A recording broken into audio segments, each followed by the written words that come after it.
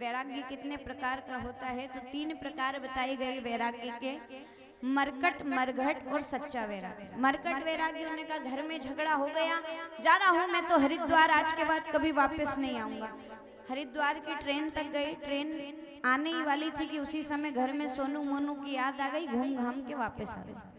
इसको कहते हैं मरकट वैराग्य, जो थोड़ी देर के लिए आता है।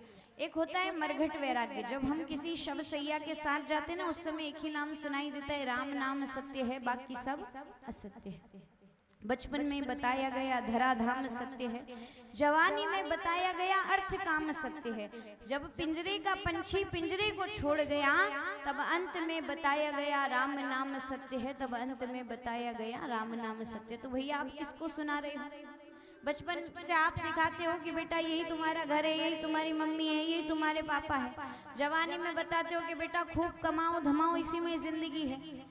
और जब पिंजरे का पंछी पिंजरे को छोड़ जाता है, तब अंत में आप उसके पीछे पीछे चिल्लाते हो राम नाम सत्य है, बाकी सब असत्य है। तो आप किसको सुना रहे हो? अब तो वो गया ना, जो चीज बचपन से सिखानी चाहिए वो हम मरने के बाद जोर जोर से चिल्लाते हैं। तो तब वैराग्य आता है कि भैया देखो ये इतना बड़ा सेठ था, यूं ही हाथ फैला के जा रहा है, कुछ भी इसके साथ नहीं जा रहा है।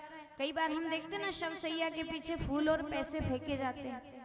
वो पैसे इसीलिए फेंके जाते हैं कि जीवन भर तू करता रहा हाय धन थोड़ा, हाय धन थोड़ा, हाय धन थोड़ा, ले हम अब तेरी छाती के ऊपर पैसा फेंक रहे हैं, तेरे में हिम्मत हो तो तू ये सिक्के उठा कर बता।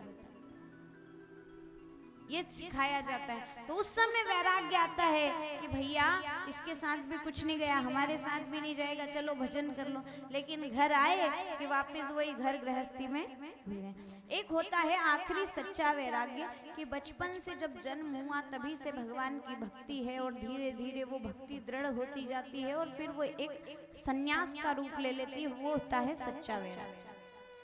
आजकल मरकट मरघट वाले ज्यादा हैं, सच्चे तो बहुत कम है, क्योंकि ये कलयुग है। बताया गया अब भगवान के पास वो बहेली आया, तो भगवान का पूरा शरीर पत्तों में ढक गया। उद्धव जी तो चले गए।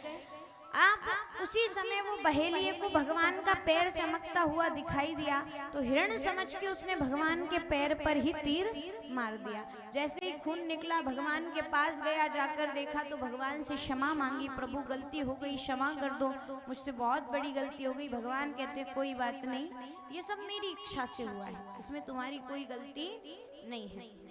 इस प्रकार कथा राजा परीक्षित जी को सुखदेव जी ने सुनाई।